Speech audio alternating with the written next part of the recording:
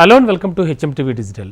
ఉక్రెయిన్తో జరుగుతున్నటువంటి యుద్ధంలో రష్యాకు భారీ ఎదురుదెబ్బే తగిలిందని చెప్పాలి.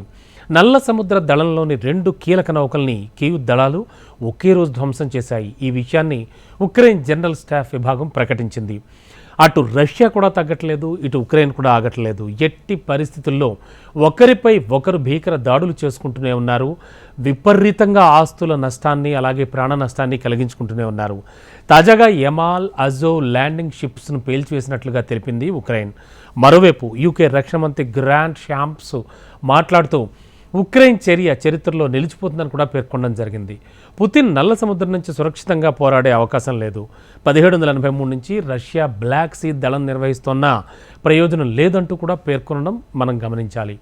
ఈ యుద్ధంలో ఉక్రెయిన్ ఓటమిని ప్రపంచం తట్టుకోలేదని షాంప్స్ పేర్కొన్నారు.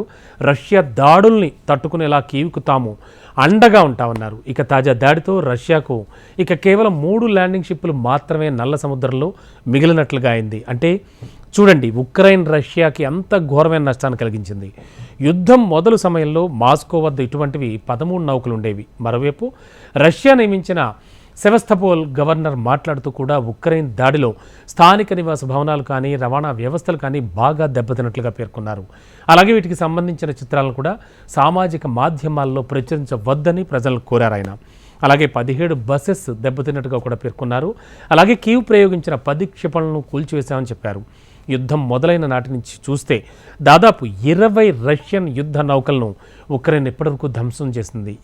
ఇక్కడ ఉన్న దీంతో కలిపి బ్లాక్ సీ దళంలోని 3వ వంతు నౌకలను ముంచేసినట్టయింది. వాస్తవానికి ఉక్రెయిన్కి అసలు నౌకాదళం అనేది లేకుండా ఈ స్థాయిలో రష్యాకు నష్టం కలిగించడం మాత్రం విశేషంగా చెప్పుకోవాలి. అలాగే ఉక్రెయిన్ దాడులను తట్టుకోలేక గతేడాది రష్యా చాలా వరకు కూడా బ్లాక్ సీ నౌకాదళాన్ని ఇతర ప్రాంతాలకు తరలించింది.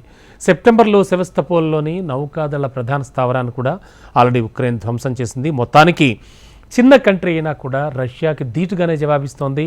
అండ్ తాజాగా ధ్వంసం చేసిన నౌకలతో రష్యా కూడా ఆలోచనలో పడుతోంది. బట్ ఏం చేస్తారు పుతిన్ అనేది మాత్రం ఖచ్చితంగా ఆలోచించాల్సిన అంశమే అని మిగతా కంట్రీస్ కూడా అనుకుంటూ ఉన్నాయి.